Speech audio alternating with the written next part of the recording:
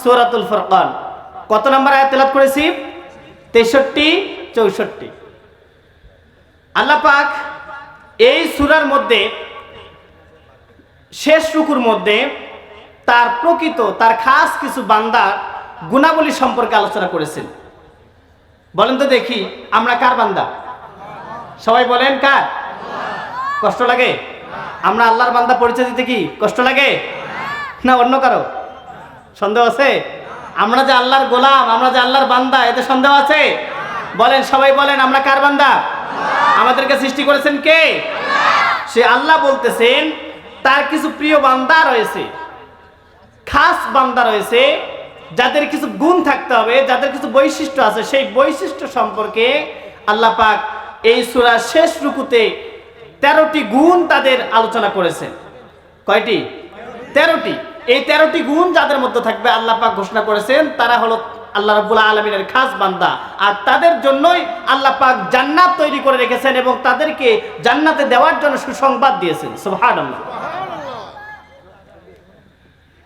সম্মানিত বন্ধুগণ আমার, তাহলে আমি যে সূরা থেকে আয়াত তেলাওয়াত করেছি সূরার নাম হলো সূরাতুল ফুরকান। এই সূরাতুল ফুরকান এটা একটা সূরার নাম এবং এই সূরার নাম তার পাশাপাশি এই নামটা একটা কোরআনেরও একটা নাম। কিসের নাম? কোরআনের। কিন্তু আমরা এতটুকু জানি শুধুমাত্র এই কোরআনের নাম একটাই, কোরআনুল মাজিদ, কোরআনুল কারীম। আমরা এতটুকুই নাম জানি, কিন্তু না, এই নাম বাদ দিয়ে কোরআনের আরো অনেকগুলো নাম আছে। তার মধ্যে একটি নাম হলো আল কিতাব। কি নাম? সবাই বলেন, আরেকবার বলেন, আল কিতাব। কি নাম? আল কিতাব। আমি যে কথাটি বলছি আমি বানানোর কথা বলি নাই, দলিল আল্লাহ পাক দিচ্ছেন। কোরআনের মধ্যে সরাসরি আল্লাহ পাক কোট করে দিচ্ছেন। এই কোরআনের যে একটা নাম হলো আল কিতাব, আল্লাহ পাক 2 নাম্বার সূরা সূরাতুল বাকারা 2 নাম্বার আয়াতের মধ্যে জানিয়ে দিলেন, যালিকাল কিতাবু লা রাইবা ফীহি হুদাল লিল মুত্তাকিন।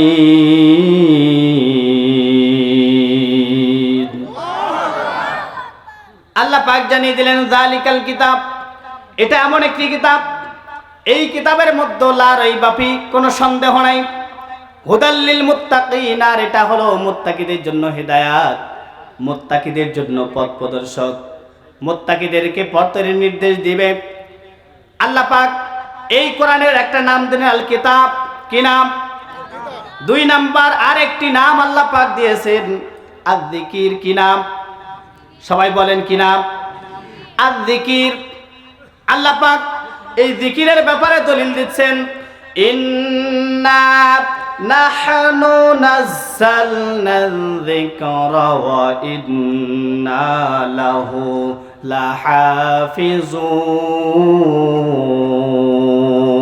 লাহাফিজুন। আল্লাহ পাক চমৎকার করে জানিয়ে দিলেন, নিশ্চয়ই আমি কোরআন নাজিল করেছি, জিকির নাজিল করেছি, আর এর দায়িত্ব ওয়া ইন্না লাহু লাহাফিজুন, আর এর হেফাজতের দায়িত্ব কারো হাতে দেই নাই, এই দায়িত্ব আমি আল্লাহ নিজেই হাতে নিয়েছি। এরপরে আল্লাহ পাক কোরআনের আরেকটি নামের কথা কোরআনের মধ্যে জানিয়ে দিলেন, আল বুরহান। কি নাম? সবাই বলেন কি নাম? আল বুরহান। বুরহান অর্থ হলো দলিল। আল্লাহ পাক 4 নাম্বার সূরা নিসার 174 নাম্বার আয়াতের মধ্যে জানিয়ে দিলেন, ইয়া আইয়ুহান নাসু ক্বাদ জাআকুম বুরহানুম মির রাব্বিকুম ওয়া আনজালনা ইলাইকুম নূরাম মুবিনা। আল্লাহ পাক জানিয়ে দিলেন, হে মানব মণ্ডলী, তোমাদের প্রতিপালকের নিকট হতে তোমাদের কাছে উজ্জ্বল প্রমাণ এসেছে, উজ্জ্বল দলিল এসেছে, বুরহান দেওয়া হয়েছে, পৌঁছে গেছে, আর এর মধ্যে আমি সুস্পষ্ট প্রমাণাদি রেখে দিয়েছি, উজ্জ্বল প্রমাণ রেখে দিয়েছি, দলিল দিয়েছি। তাহলে বলেন তো দেখি এই কোরআনের মধ্যে কি রয়েছে? দলিল প্রমাণ আছে। আল্লাহ পাক বুরহান নামে কোরআন নাম দিলেন। এরপরে আরেকটি নাম দিলেন, কোরআনের একটি নাম দিলেন ফুরকান। কি নাম? ফুরকান। আমি যে আয়াত তেলাওয়াত করেছি যে সূরা থেকে, আল্লাহ পাক নাম দিলেন সূরাতুল ফুরকান। এই পাশাপাশি কোরআনের একটা নাম দিলেন ফুরকান। আল্লাহ পাক জানিয়ে দিলেন 25 নম্বর সূরা ফুরকানের 1 নম্বর আয়াত, তাবারাকাল্লাযী নাযালাল ফুরকানা আলা আবদিহি লিয়াকুনা লিল আলামিনা নাযীরা। আল্লাহু আকবার। আল্লাহ পাক জানিয়ে দিলেন তাবারাকাল্লাযী, মা কল্যাণময় তিনি, যিনি তার বান্দার প্রতি, যিনি তার বান্দার উপর সত্য মিথ্যার পার্থক্যকারী কিতাব নাজিল করেছেন, যাতে বিশ্ব জগতের সতর্কবাণী রয়েছে, হিদায়াত রয়েছে, সত্য মিথ্যার পার্থক্য রয়েছে। তাহলে বলেন তো দেখি এই কোরআনটা কিসের পার্থক্যকারী? কথা কি বোঝা যায়? বুঝতেছেন? আমার মনে হচ্ছে সবাই, আপনারা মনে হচ্ছে বুবা মুখের মধ্যে টেপ লাগিয়ে দিয়েছেন। এই কোরআনটা কিসের পার্থক্যকারী?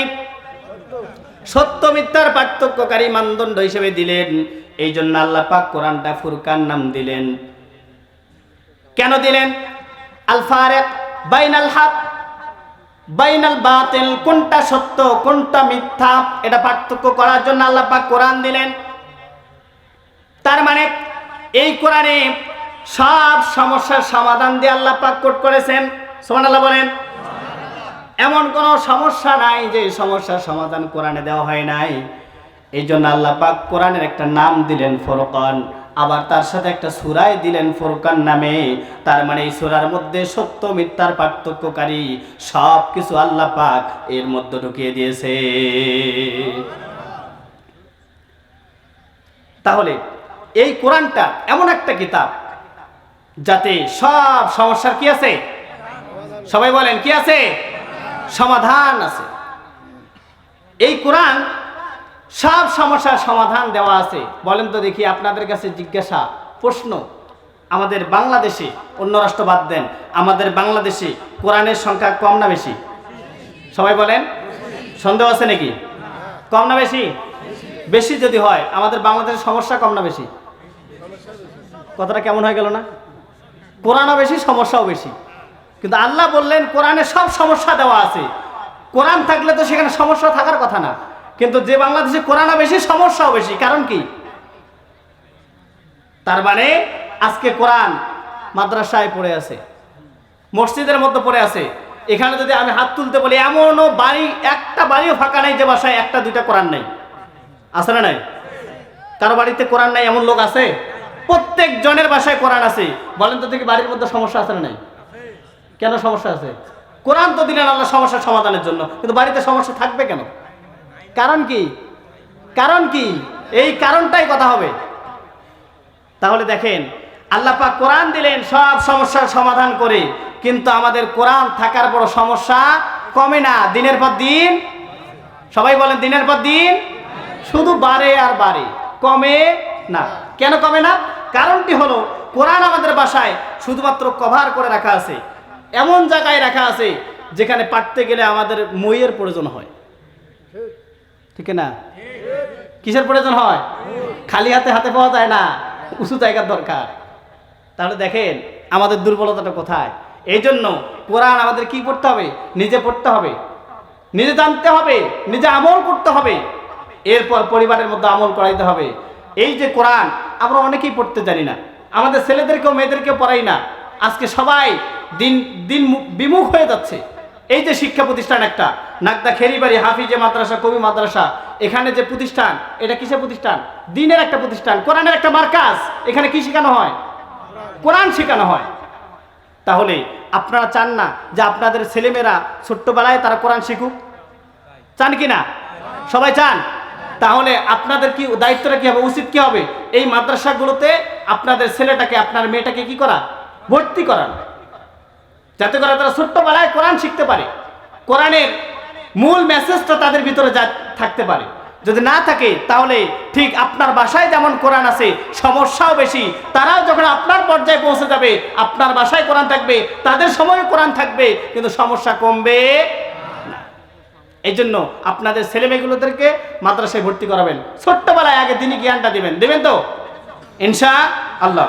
তাহলে আমাদের সমস্যাগুলো যদি আমরা সমাধান করাইতে চাই, তাহলে কি থেকে আমাদেরকে সমাধান নিতে হবে? কোরআন থেকে।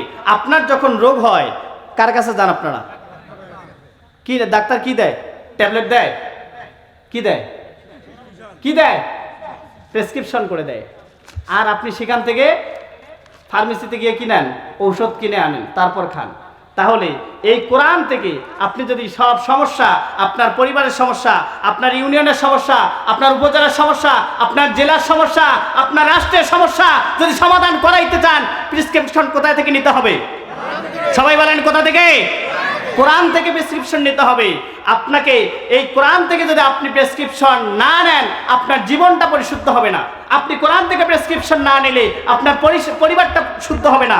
কোরআন থেকে প্রেসক্রিপশন না নিলে আপনার সমাজটা শুদ্ধ হবে না। কোরআন থেকে প্রেসক্রিপশন না নিলে আপনার উপজেলাটা শুদ্ধ হবে না। কোরআন থেকে প্রেসক্রিপশন না নিলে জেলাটা শুদ্ধ হবে না। কোরআন থেকে প্রেসক্রিপশন না নিলে থানা শুদ্ধ হবে না। কোরআন থেকে প্রেসক্রিপশন না নিলে গোটা রাষ্ট্রটা পরিশুদ্ধ হবে না। আজকে কোরআন থেকে প্রেসক্রিপশন না নেওয়ার কারণে আমাদের এই বাংলাদেশের মধ্যে দুর্নীতি দমন কমিশন বোর্ড তৈরি করা আছে, কমিটি তৈরি করা আছে, কিন্তু আজ পর্যন্ত তারা 50 বছরে 53 বছর বয়সে একদিনও তারা দুর্নীতি এখনো বন্ধ করা দেখাতে পারে নাই।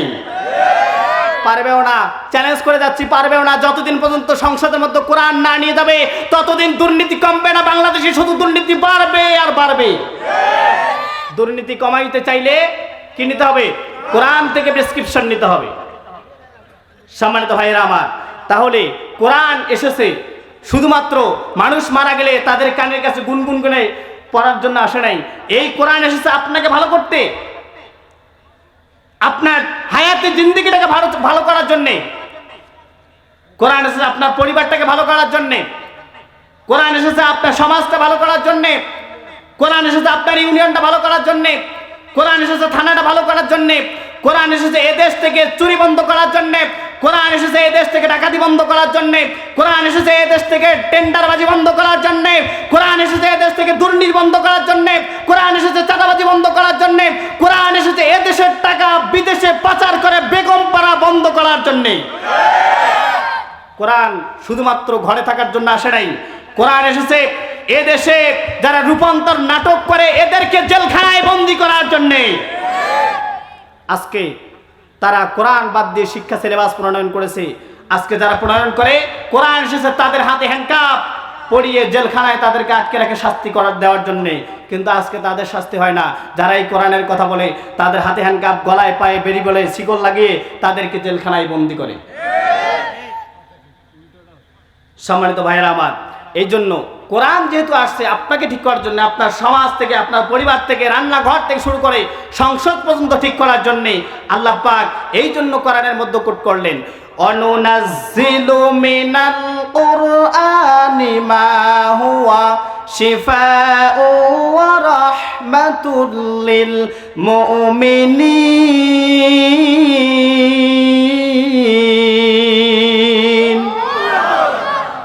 আল্লাহ পাক এই জন্য বললেন আমি কোরআন নাজিল করেছি এখানে এই মুমিনদের জন্য সমস্ত প্রকার সমস্যা, শিফা ও রাহমাতুল লিল মুমিনিন, এখানে সমস্ত প্রকার সমস্যার সমাধান দেওয়া আছে, রহমত দিয়ে ভরপুর করা হয়েছে। কাদের জন্য? কাদের জন্য? সবাই বলেন। আপনারা কি মুমিনের কাতার নাই মনে হয়, এই জন্য বলতে কষ্ট লাগে, বোঝা গেছে। কাদের জন্য? মুমিনদের জন্য। আল্লাহ পাক আর এক জায়গায় জানিয়ে দিলেন, ওয়ানাজ্জালনা আলাইকাল কিতাবা তিবয়ানাল লিকুল্লি শাইইন ওয়া হুদাও ওয়া রাহমাতাও ওয়া বুশরা লিল মুসলিমিন।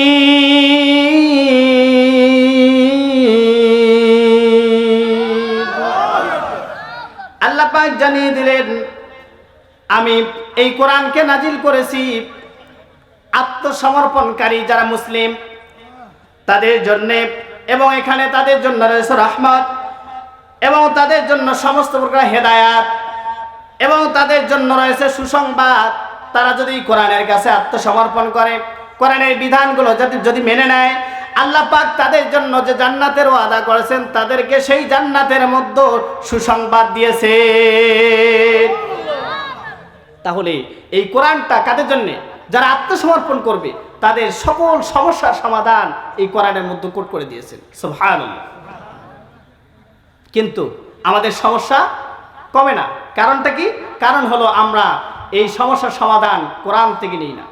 যার কারণে কোরআন থেকে সমস্যার সমাধানগুলো না নেওয়ার কারণেই আজকে আদালতগুলো থেকে মামলা কিন্তু কমে। মামলা কি হয়? কাদের নামে বাড়ে? যারা ভালো লোক তাদের নামে শুধু মামলা হয়।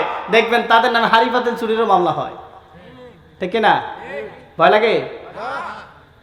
মামলা হয় কাদের নামে? আজকে চোর, ডাকাত, বাটপাটেরা, টেন্ডারবাজিরা, চাঁদাবাজিরা, যারা দুর্নীতি করে আত্মসম্পদ আত্মসাৎ করে, যারা আজকে রডের বদলে বাস দিচ্ছে, তারা আজকে বুক ফিলিয়ে সমাজের মধ্যে ঘোরে। আর যারা কোরআনে সত্য কথা বলে তাদেরকেই শুধু জেলখানায় বন্দী করে রাখে। আজকে তারা শ্বশুর বাড়ির মতো ঘুরতেছে, আর যাদেরকে আজকে বুক ফুলে ঘোরার কথা তারা জেলখানায় বসতেছে, ঠিক না?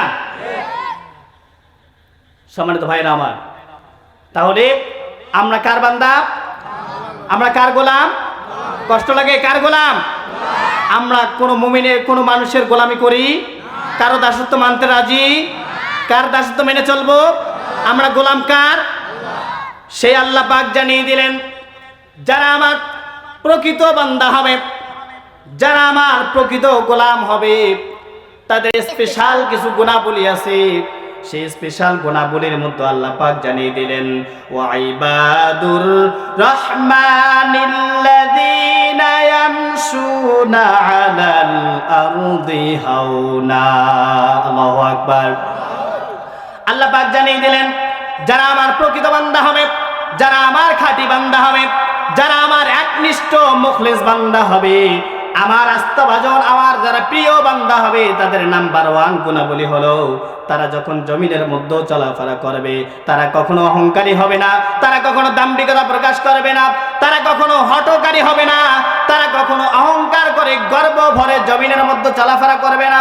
তাহলে মুমিনের আল্লাহ তাআলার প্রিয় বান্দার প্রথম গুণাবলী কি? তারা অহংকার করবে কেন? করবে না।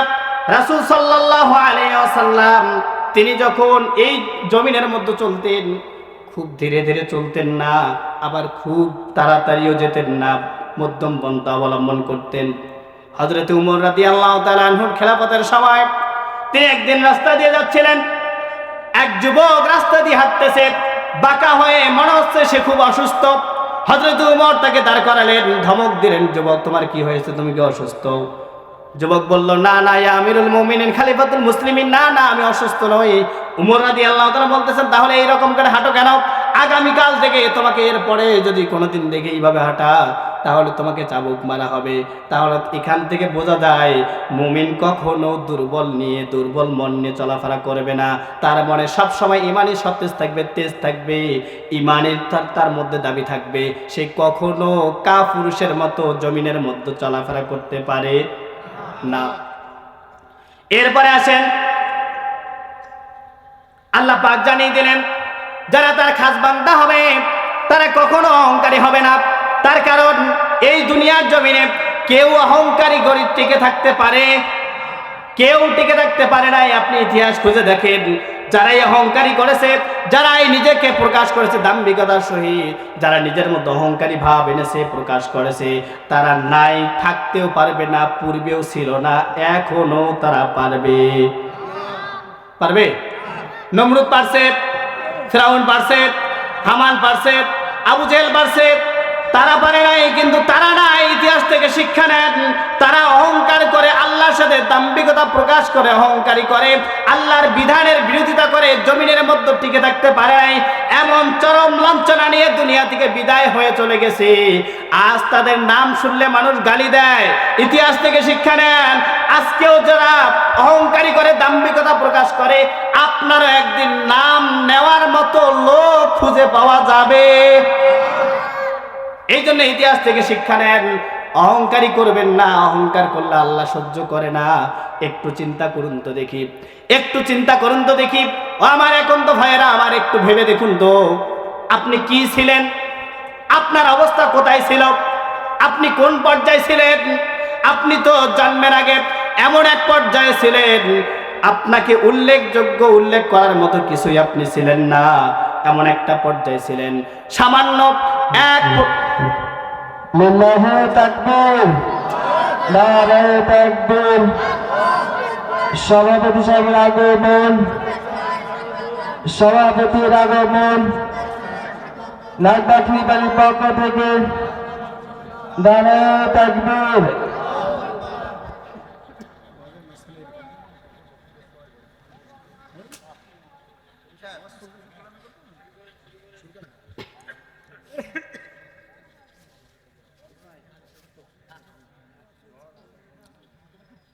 সম্মানিত ভাইয়েরা আমার, এখন তো আপনজনেরা আমার, একটু ভেবে দেখুন তো আপনি কোন পর্যায়ে ছিলেন।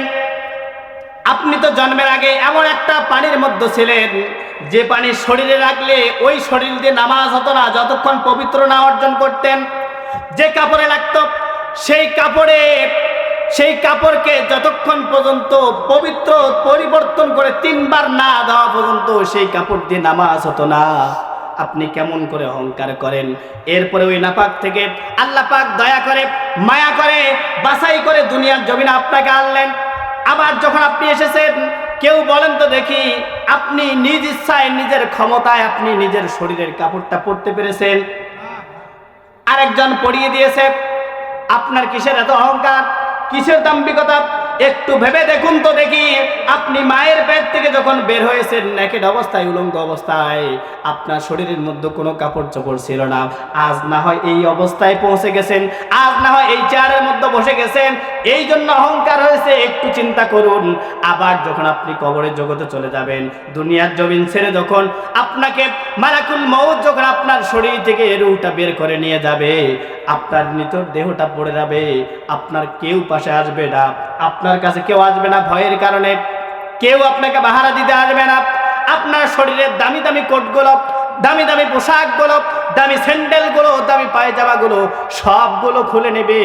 মাত্র 3 কাপড়ে আপনাকে পেঁচিয়ে, চকলেটের মতো করে পেঁচিয়ে পেঁচিয়ে লোকেরা আপনাকে কবরের মধ্যে রেখে দিবে। আপনার ক্ষমতা নাই একা একা কবরে যাওয়ার। আছে? তাহলে চিন্তা করুন তো, এরপরে কিসের এত অহংকার, কিসের এত দাম্ভিকতা, কিসের অহংকার আপনার? এত অহংকার কিসের আপনার? আপনাকে কবরে রাখার পরে, আজকে বিজ্ঞান বলতেছে কবরে রাখার পরে মাত্র 3টা দিন যেতে দেবে না। 3 দিনের মাথায় আপনার এই নাকটা, সুন্দর নাকটা খসে পড়ে যাবে। একটু ভেবে দেখুন তো দেখি, কিসের আপনি অহংকার করেন? 6 দিনের মাথায় আপনার শরীরের নখগুলো খুলে পড়ে যাবে। 9টা দিন যেতে দেবে না, 9 দিনের মাথায় আপনার শরীরের চুলগুলো সবগুলো পড়ে যাবে। এরপরে 13 দিনের মাথায় আপনার শরীরের লোমগুলো সব বিলীন হয়ে যাবে। এরপরে 17 দিনের মাথায় আপনার শরীরটা ফেটে যাবে। কয়দিন? মাত্র 17 দিনের মাথায় শরীরটা ফেটে যাবে। এরপরে 1টা মাসের মধ্যে আপনার শরীরের গোস্তগুলো সব পচে যাবে। এরপরে 3 মাসের মাথায় আপনার শরীরের হাড়গুলো আলাদা হওয়া শুরু হয়ে যাবে। 6 মাসের মাথায় হাড়গুলো সব বিলীন হয়ে যাবে। আজকের বিজ্ঞান বলতেছে 1টা বছর যেতে দেবে না, 1 বছরের মাথায় আপনার অল বডি সবগুলো মাটির সঙ্গে মিশে যাবে। যে অবস্থা আপনার হচ্ছে 1 বছরের মধ্যে, আপনার কিসের এত অহংকার? আল্লাহ পাক জানিয়ে দিলেন, হাল আতা আলাল ইনসানি হাইনুম মিনাদ দাহরি লাম ইয়াকুন শাইআম মাযকুরা। আল্লাহু আকবার। আল্লাহ পাক চমৎকার করে জানিয়ে দিলেন, কিসের এত অহংকার তোমার? এমন একটা সময় তো তোমার উপর দিয়ে অতিবাহিত হয়ে গেছে, তোমাকে উল্লেখ করার মতো তুমি কিছুই ছিল না।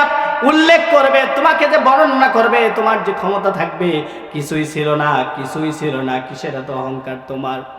কিসের এত অহংকার? তাহলে বলুন তো দেখি, আপনার যে অবস্থায় ছিল অহংকার আসার কথা, কিন্তু আমরা এগুলো চিন্তা করি না। আজকে যখন যায় চেয়ারে, সে তখন তাকে গিয়ারে,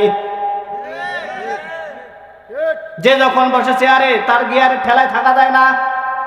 আজকে সাধারণত ওয়ার্ডের মেম্বারের গাড়ির ড্রাইভারের যে অহংকার, যে পাওয়ার, তার কারণে এলাকার লোকগুলো ঠিক মতো ঘুমাইতেও পারে না।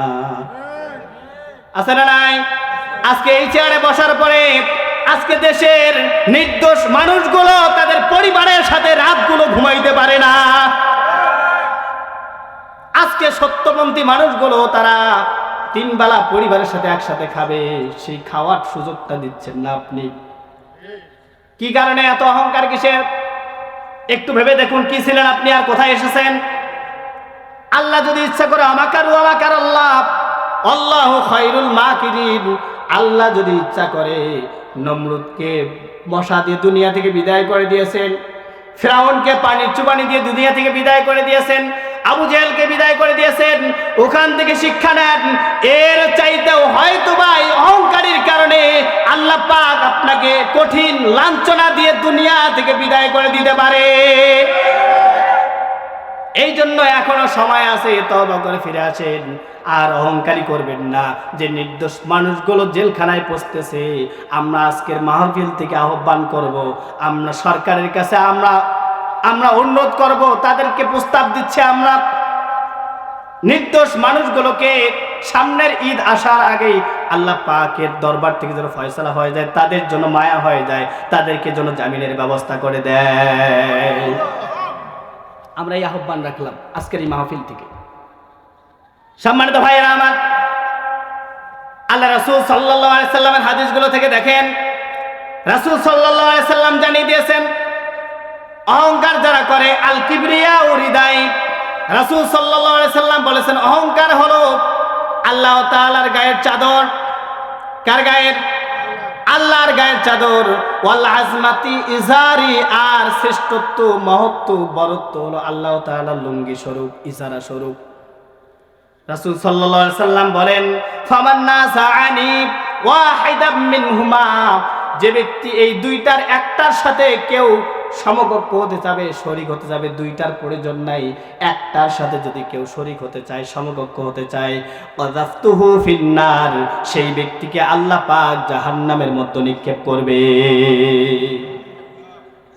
কোথায়? তাহলে অহংকারী থাকবে? অহংকারী করবেন? অহংকারী ভাব থাকবে কারো মধ্যে? অহংকার আজ থেকে দূর করবেন তো ইনশাআল্লাহ। এরপরে স্পষ্ট দলিল দেখেন, সহিহ মুসলিমের বর্ণনা এসেছে, হযরতে আব্দুল্লাহ ইবনে মাসউদ রাদিয়াল্লাহু তাআলা আনহু হাদিসটি বর্ণনা করেন। তিনি বলেন রাসূল সাল্লাল্লাহু আলাইহি ওয়াসাল্লাম ইরশাদ করেছেন লা ইয়াদখুলুল জান্নাতা, জান্নাতে ঢুকতে দিচ্ছে না, দিবেও না। এই জন্য অহংকার করা যাবে? করা যাবে? সবাই বলেন অহংকার করা যাবে? আজ থেকে অহংকার করব? করবেন কেউ? আল্লাহ পাক সবাইকে অহংকার মুক্ত জীবন যাপন করার তৌফিক দান করুক। আর একটু আস্তে বলেন আমিন। আর একটু জোরে বলা যাবে আমিন? সম্মানিত ভাইয়েরা আমার, আল্লাহ পাক এই জন্য বললেন ওয়া ইবাদুর রাহমানিল্লাযীনা ইয়ামশুনা আলাল আরদি হাওনা, যারা রহমানের প্রিয় বান্দা হবে, যারা মুখলেস বান্দা হবে, রহমানের প্রিয় বান্দা যারা হবে, ওই রবের খালেস যারা প্রিয় বান্দা হবে, তাদের নাম্বার 1 গুণাবলী হলো তারা কখনো জমিনের মধ্যে চলাফেরা করবে কিন্তু অহংকার করবে না।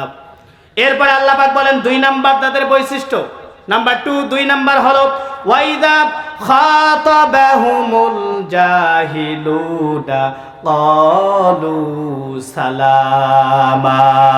আল্লাহু আকবার। আল্লাহ পাক চমৎকার করে বললেন ওই রহমানের প্রিয় বান্দাদের 2 নাম্বার গুণাবলীটা হলো তারা কখনো মূর্খ লোকদের সাথে, অজ্ঞতা লোকদের সাথে কখনো তর্কে জড়াবে না। এই মূর্খ বলতে বিদ্যাহীন ব্যক্তি নয়, যার ভিতরে কোরআনের জ্ঞান নাই, যার ভিতরে দ্বীনি জ্ঞান নাই, যার ভিতরে ধর্মের কোনো জ্ঞান নাই, তাদের সাথে কখনো তর্কে জড়াবে না। কেননা তাদের সাথে তর্কে জড়ালে এই কোরআনের মান কমবে, ইসলামের মান কমবে। এই জন্য তাদের সাথে কখনো তর্কে জড়াবে না। আল্লাহ পাক সিস্টেম শিখিয়ে দিলেন, তাদের সাথে যখন তর্কের ভাব দেখা যাবে, ক্বালু সালামা, আসসালামু আলাইকুম, ভাই তুমি ওখানে থাকো, আমি চলে গেলাম। কে শিখিয়ে দিলেন? তার কারণ এই কোরআনের জ্ঞান যাদের সাথে নেই তাদের সাথে তর্ক করলে লাভ না ক্ষতি? ক্ষতি। কে বলছেন? আল্লাহ বলছেন। এই জন্য সুন্দর সিস্টেম, তাদের সাথে তর্ক করা যাবে না। এরপরে আসেন, সময় যেহেতু কম, খুব সংক্ষেপে 3 নাম্বার গুণাবলী হলো আল্লাহ পাক জানিয়ে দিলেন, ওয়াল্লাযীনা ইয়াবিতুনা লিরাব্বিহিম সুজদান ওয়া কিয়ামা। আল্লাহু আকবার। আল্লাহ পাক চমৎকার করে জানিয়ে দিলেন 3 নাম্বার আমার প্রিয় বান্দাদের গুণাবলী হলো তারা সারা রাত ঘুমাবে না। ওয়াল্লাযীনা ইয়াবিতুনা লিরাব্বিহিম সুজদান ওয়া কিয়ামা, রাত যখন গভীর হয়ে যাবে তারা সিজদায় পড়ে যাবে। কোথায়? সিজদায় পড়ে যাবে। কিন্তু আজকে আমাদের অভ্যাসটা হলো রাত 1টা 2টা পর্যন্ত ফোন চালাই, টিভি দেখি, সিনেমা দেখি, নাটক দেখি, সিরিয়াল দেখি। এরপরে রাত যখন গভীর হয়ে যায়, রব যখন আসমানে নেমে এসে ডাকতে থাকে, মাইয়াদউনি মাইয়াসআলুনি, আল্লাহ যখন ডাকতে থাকে ওই সময় আমরা ঘুমাইতে যাই। এটা রহমানের প্রিয় বান্দাদের গুণাবলী নয়। এই জন্য রহমানের যদি যারা কেউ প্রিয় বান্দা হতে যদি কেউ চায়, তাহলে রাতের শেষ ভাগে তারা সিজদায় পড়ে যায়। সুবহানাল্লাহ বলবেন না? কোথায়? সিজদায় পড়ে যাবে। কার পায়ে? আল্লাহর পায়ে। উসজুদু ওয়াকতারিব, আল্লাহ বলছেন সিজদা করো, আমার নিকটবর্তী হয়ে যাও। সুবহানাল্লাহ।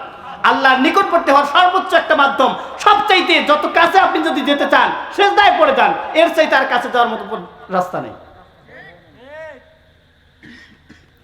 সম্মানিত ভাইরা আমার, যারা রহমানের প্রিয় বান্দা হবে 3 নাম্বার গুণাবলী কি? রাত্রে বেলায় কি করবে? তারা সিজদায় পড়ে যাবে।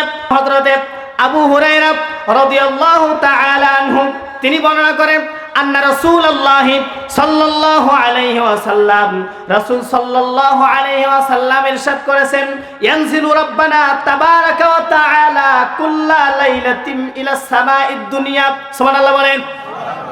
আল্লাহ রাসূল সাল্লাল্লাহু আলাইহি ওয়াসাল্লাম ইরশাদ করেছেন, প্রত্যেকটা রাতে যখন রাতের 1/3 2/3 যখন পার হয়ে যায়, সুলুসাল লাইলা ইয়াবকা সুলুসাল লাইলাল আখার, যখন শেষ রাত অংশ, শেষ ভাগ যখন বাকি থাকে, ওই শেষ ভাগের মধ্যে সরাসরি আল্লাহ পাক এই দুনিয়ার আসমানের মধ্যে নেমে আসে। সুবহানাল্লাহ। কালকে রাস্তা কি কোন? সবাই বলেন সুবহানাল্লাহ। আর একটু জোরে বলেন। আল্লাহ রাসূল সাল্লাল্লাহু আলাইহি সাল্লাম জানিয়ে দিলেন, রাতের যখন শেষ ভাগ বাকি থাকে, কোন ভাগ? শেষ ভাগ যখন বাকি থাকে, আল্লাহ পাক ইলাস সামাঈদ দুনিয়া, এই দুনিয়ার আসমানের মধ্যে নেমে আসে। আসার পরে কি করতে থাকে দেখেন, 5 ওয়াক্ত নামাজের জন্য আহ্বানকারীর জন্য একজন মসজিদে মুয়াজ্জিন থাকে, 5 ওয়াক্ত নামাজের জন্য আজান দেয়। কিন্তু এমন একটা নামাজ আছে যে নামাজের আজান দেয় সরাসরি আল্লাহ। কে আজান দেয়? আল্লাহ আজান দেয়। কি ভাষাটা দেখেন, হাদিসের ভাষাটা দেখেন, ইয়াকুলু ডাকতে থাকে। কে ডাকে? আল্লাহ ডাকে। তার মানে আহ্বান করতেছে। আজান মানে আহ্বান, ডাকা। রাসূল সাল্লাল্লাহু আলাইহি ওয়াসাল্লাম বলেন, ইয়াকুলু ডাকছে, ডাকতে থাকে, মাইয়াদউনি, কেউ কি আছে আমাকে ডাকার মতো? ফাস্তাজিবা লাহু, আমি তার ডাকে সাড়া দেব। আর একটু জোরে বলা যাবে সুবহানাল্লাহ। কে ডাকতেছেন? আল্লাহ ডাকতেছেন। মাইয়াদউনি, যে আমাকে ডাকবে, ফাস্তাজিবা লাহু, আমি তার ডাকে সাড়া দেব। এরপর আল্লাহ পাক বলেন, মাইয়াসআলুনি, যে আমার কাছে কিছু চাবে, ফাআতিয়াহু, আমি তাকে দান করে দেব। যে চাইবে, যা চাইবে আল্লাহ পাক তাকে দিয়ে দিবে। সুবহানাল্লাহ। এরপরে মাইয়াস্তাগফিরুনি, গুনাহ করতে করতে জীবনটা শেষ করে দিয়েছে, নফসটাকে কলুষিত করে ফেলেছে, যে ব্যক্তি আমার কাছে ক্ষমা চাবে, ফাগফির লাহু, আমি তাকে ক্ষমা করে দেব। কেমন করে ক্ষমা করে দেবে? রাসূল সাল্লাল্লাহু আলাইহি সাল্লাম জানিয়ে দিয়েছেন, সে যদি মুখলিস ভাবে, একনিষ্ঠভাবে তওবা করে, ওই রাতে আল্লাহর কাছে যদি মাফ চায়, রাসূল সাল্লাল্লাহু আলাইহি সাল্লাম বলেছেন, তার তওবার কারণে চোখের পানি যদি নাকের ডগা আসার আগেই তার জীবনের সমস্ত অপরাধগুলো আল্লাহ পাক ক্ষমা করে দিবেন। চিন্তা করেন, তাহলে আমাদেরকে কি করতে হবে? শেষ রাতে বেশি বেশি করে চাইতে হবে।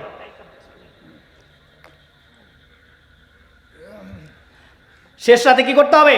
তাহাজ্জুদের জায়নামাজে পড়ে সিজদায় পড়ে যেতে হবে। পারবো তো নাকি? রহমানের প্রিয় বান্দা যদি হতে চাই, আমরা শেষ রাতে কি করব?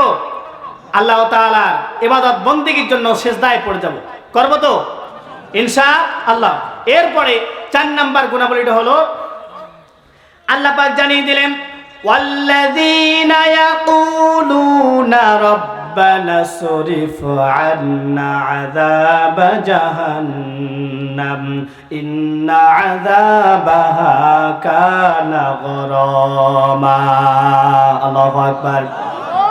আল্লাহ পাক চমৎকার করে জানিয়ে দিলেন, রহমানের প্রিয় বান্দা যারা হবে তাদের 4 নাম্বার গুণাবলীটা হলো তারা সব সময় আল্লাহর কাছে জাহান্নাম থেকে, আমার কাছে জাহান্নাম থেকে পানা যাবে, জাহান্নামের আযাব থেকে পানা যাবে। এই জন্য হাদিসগুলো থেকে রাসূল সাল্লাল্লাহু আলাইহি সাল্লামের হাদিসের দিকে যদি তাকান, রাসূল সাল্লাল্লাহু আলাইহি সাল্লাম প্রত্যেক নামাজে সালামের পূর্বে একটা দোয়া পড়তেন। সালামের পূর্বে একটা দোয়া পড়তেন, আল্লাহুম্মা ইন্নী আউযু বিকা মিন আযাবিল কবর। আয় আল্লাহ, আমাকে কবরের আযাব থেকে রক্ষা করো, হেফাজত করো। ওয়া আউযু বিকা মিন আযাবি জাহান্নাম, জাহান্নামের আযাব থেকে, শাস্তি থেকে আমাকে রক্ষা করো। ওয়া আউযু বিকা মিন ফিতনাতিল মাহইয়া ওয়াল মামাত, জীবন মৃত্যুর ফিতনা থেকে আমাকে হেফাজত করো। ওয়া আউযু বিকা মিন ফিতনাতিল মাসিহিদ দাজ্জাল, এবং শেষ জামানায় দাজ্জালের ফিতনা থেকে আমাকে হেফাজত করো। এই দোয়াটা আমাদেরকেও সালামের পূর্বে পড়ানো দরকার, প্রত্যেকজনকে পড়া দরকার। তার কারণ যদি আমরা রহমানের প্রিয় বান্দা হতে চাই, তাহলে আমাদের এই গুণটা তৈরি করতে হবে। করব তো ইনশাআল্লাহ। সম্মানিত ভাইয়েরা আমার, এরপরে 5 নাম্বার গুণাবলীটা হলো আল্লাহ পাক জানিয়ে দিলেন, ওয়াল্লাযীনা ইযা আনফাকু লাম ইউসরিফু ওয়া লাম ইয়াকতুরু ওয়া কানা বাইনা যালিকা কওয়ামা। আল্লাহ পাক চমৎকার করে বললেন, আমার যারা প্রিয় বান্দা হবে তাদের 5 নাম্বার গুণাবলীটা হলো তারা যখন ব্যয় করবে তখন অপব্যয় করবে না, আর কৃপণতাও করবে না। তারা ব্যয় করবে, অপব্যয় করবে না, এবং কৃপণতাও করবে না। কি করবে না? কৃপণতাও করবে না। কিন্তু আজকে যখন আমরা দানের কথা বলি, আল্লাহর পথে ব্যয়ের কথা বলি, তখন আমাদের মুখগুলো কালো হয়ে যায়, পকেট থেকে টাকা বের হতে চায় না। আছে না নাই? এরকম ব্যক্তি আছে না নাই? টাকা দিতে চায় না। তাহলে আপনি যদি রহমানের প্রিয় বান্দা হতে চান, আপনাকে 5 নাম্বার গুণাবলী অর্জন করতেই হবে। না হলে এই গুণ যদি বাদ দেন, আল্লাহ পাকের খাতায় আপনি প্রিয় বান্দা হতে পারবে না। তাহলে আমাদেরকে প্রিয় বান্দা যদি হতে হয়, তাহলে আমাদের কি করতে হবে? আল্লাহর পথে ব্যয় করতে হবে, খরচ করতে হবে। অর্থ সম্পদ দিয়েছেন কে? সম্পদ দেওয়ার মালিক কে? আমাদের টাকা পয়সা দিয়েছেন কে? ধন সম্পদ ক্ষমতা এগুলো দিয়েছেন কে? সব কিছু আল্লাহ দিয়েছেন। যদি আপনি আল্লাহর পথে যদি ব্যয় না করেন, আল্লাহ কিনে নিতে কি সময় লাগবে? সময় লাগবে? সময় লাগবে না।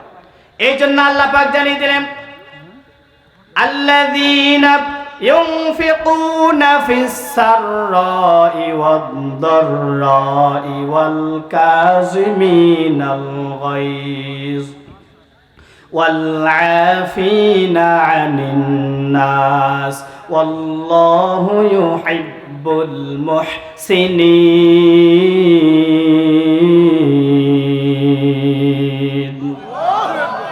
আল্লাহ পাক জানিয়ে দিলেন, আল্লাযীনা ইউনফিকুনা ফিস সাররাই ওয়াদ দাররাই ওয়াল কাযিমিনাল গায়জ, যারা আমার প্রিয় বান্দা হবে, যারা আমার মুখলিস বান্দা হবে, প্রিয় বান্দা যারা হবে, তারা সচ্ছল অসচ্ছল অবস্থায় সব সময় তারা দান করবে, ব্যয় করবে। কে বলছেন? আল্লাহ বললেন সব সময় তারা ব্যয় করবে। যখন কম আছে কম করে ব্যয় করবে, যখন বেশি আছে তখন বেশি করে ব্যয় করবে। এরপর ব্যয় করা থেকে তারা বিরত থাকবে। এ হুকুম কার? আল্লাহ বলতেছেন দান করা হুকুমটা রবের পক্ষ থেকে। আল্লাহ পাক সরাসরি 2 নম্বর সূরা বাকারার 195 নম্বর আয়াতের মধ্যে জানিয়ে দিলেন, ওয়া আনফিকু ফি সাবিলিল্লাহ, আমার দেয়া সম্পদগুলো, রিজিকগুলো আমার পথে তারা খরচ করবে। কার হুকুম? কার হুকুম? আল্লাহর হুকুম। ব্যয় করতে হবে কার পথে? সম্পদ দিয়েছেন কে? খরচ করতে হবে কার পথে? আল্লাহর পথে খরচ করতে হবে। এরপরে আল্লাহ পাক জানিয়ে দিলেন, ইয়া আইয়ুহাল্লাযীনা আমানু আনফিকু মিম্মা রাযাকনাকুম মিন ক্বাবলি আইয়াতিয়া ইয়াউমুল লা বাইউন ফীহি ওয়ালা খুল্লাতুন ওয়ালা শাফাআ ওয়াল কাফিরুনা হুমুজ জালিমুন।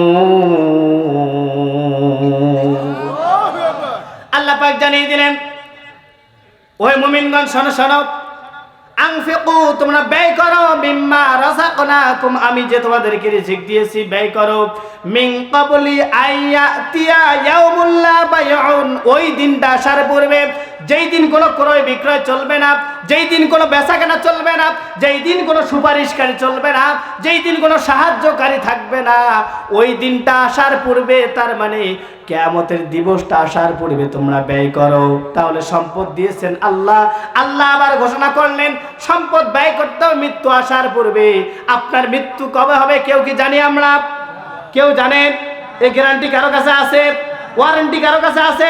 যদি না থাকে সব সময় ব্যয় করতে হবে। এরপরে আল্লাহ পাক বললেন, যারা দান করে তাদের মর্যাদা কখনো কমে, তাদের সম্পদ কখনো কমে। কে বলছেন কথা? কে বলছেন? সন্দেহ আছে কথার মধ্যে? আল্লাহ যেখানে বলতেছেন কোনো সন্দেহ থাকার কথা নয়। আল্লাহ পাক জানিয়ে দিলেন, মাসালুল্লাযীনা ইউনফিকুনা আমওয়ালাহুম ফি সাবিলিল্লাহি কামাসালি হাববাতিন আম্বাতাত সাবআ সানাবিলা ফি কুল্লি সুমবুলাতিন মিআতু হাব্বা ওয়াল্লাহু ইউদাঈফু লিমান ইয়াশা ওয়াল্লাহু ওয়াসিউন আলীম। আল্লাহ পাক চমৎকার করে বললেন, মাসালুল্লাযীনা ইউনফিকুনা আমওয়ালাহুম যারা ব্যয় করবে আল্লাহর পথে, যারা খরচ করবে আল্লাহর পথে, যারা দান করবে, তাদের সম্পদগুলো যারা ব্যয় করবে আল্লাহর পথে, রবের পথে, তাদের দৃষ্টান্ত হলো যখন একটা শস্য দ্বারা যখন জমিনের মধ্যে রোপণ করা হবে, যখন জমিনের মধ্যে রোপণ করা হবে ওই দানা থেকে 7টা শীষ বের হবে। প্রত্যেকটা শীষে 100 করে যদি দানা থাকে, 7টা শীষে কত দানা হবে? কত হবে? একজন বলছে 70। কত হবে? সন্দেহ আছে? তাহলে গাছেন কয়টা? একটা। হবে কয়টা? 7 থেকে 700। একটু চিন্তা করুন তো, দিয়েছেন কে? আল্লাহ যদি ইচ্ছা করতেন, আপনি একটা আলু লাগাইছেন, ওই আলুর গাছটা 10টা না ধরে আলুটা পোকা দিয়ে খাওয়াই দিত, পারতেন কিনা? পারতেন না? এই তো আপনি রোয়া লাগাইছেন, 2টা গাছ লাগাইছেন, আল্লাহ যদি ইচ্ছা করতেন লেদা পোকা দিয়ে কাটা দিতে পারতো না? কিন্তু দেয় না কেন? বান্দার জন্যই দেয় না, দয়া করে মায়া করে এই জন্য দেয় না। আল্লাহ বলতেছে এত সম্পদ দিলাম, বান্দা আমার পথে খরচ করো, আরো বাড়িয়ে দেবে। আপনি 1 টাকা দান করলে আপনাকে 700 গুণ বৃদ্ধি করে দেবে। সুবহানাল্লাহ বলেন। কিন্তু আমরা সেই দানের ব্যাপারে কৃপণতা করি। আল্লাহ বললেন, আল্লাহু ইউদাঈফু লিমান ইয়াশা, 700 শুধু নয়, আমি যাকে ইচ্ছা তাকে আরো অঢেল পরিমাণ সম্পদ দেব। সুবহানাল্লাহ বলবেন না? এই জন্য আমি তো প্রায় এই কথাটা বলি, যদি কেউ ধনী হতে চায়, কারো মনের মধ্যে যদি ধনী হওয়ার চিন্তাটা থাকে, সে যেন বেশি বেশি আল্লাহর রাস্তায় খরচ করে। যদি কেউ ধনী হতে চায়, কার পথে খরচ করবে? তার কারণ আল্লাহর পথে খরচ করলে সম্পদ কমবে না। হাদিসে কুদসির মধ্যে একটা হাদিস এসেছে, রাসূল সাল্লাল্লাহু আলাইহি ওয়াসাল্লাম জানিয়ে দিয়েছেন, যে ব্যক্তি আল্লাহর পথে ব্যয় করবে, আল্লাহ পাক সরাসরি বলতেছেন যে আমার পথে খরচ করবে, বনি আদম সন্তানরা যদি আমার পথে খরচ করে, ব্যয় করে, আমাকে যদি দান করে, আমি রব ঘোষণা দিচ্ছি তাদেরকে আমি দান করব। আল্লাহ যদি কাউকে দান করে, তার অভাব থাকবে? অভাব তো থাকবে না। এরপর আল্লাহ পাক বললেন, দান করতে গেলে একটি বিষয় মাথার মধ্যে চিন্তা রাখতে হবে। কি চিন্তা?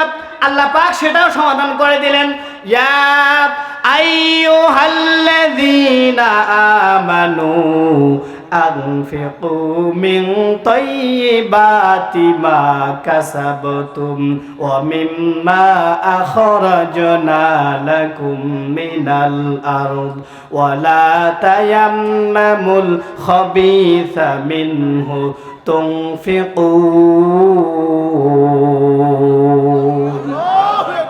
আল্লাহ পাক চমৎকার করে বললেন, হে মুমিনগণ শোনো শোনো, আনফিকু তোমরা ব্যয় করো, মিন তাইয়্যিবাত পবিত্র বস্তুগুলো, মা কাসাবতুম তোমরা যেগুলো উপার্জন করো, ওয়া মিম্মা আখরাজনা লাকুম মিনাল আরদ আর তোমাদের জন্য আমি জমিন থেকে যেগুলো বের করে দেই। তার মানে আল্লাহ বললেন মা কাসাবতুম তোমরা দুই হাতে যেগুলো উপার্জন করো সেইগুলো, আর অমিম্মা আখরাজনা লাকুম মিনাল আরদ আমি তোমাদের জন্য জমিন থেকে যেগুলো বের করে দেই, যেগুলো খাবার রাজি বের করে দেই, তোমাদের রিজিকের জন্য ভান্ডার থেকে যেগুলো আমি বের করে দেই, সেইগুলো থেকে হালালান তাইয়্যিবা যেগুলো পবিত্র সেগুলোই শুধু ব্যয় করতে হবে। ওয়ালা তায়াম্মামুল খাবিসা মিনহু তুনফিকুন অপবিত্র বস্তু দান করা ব্যয় করার চিন্তাটাও যেন মাথার মধ্যে না আসে।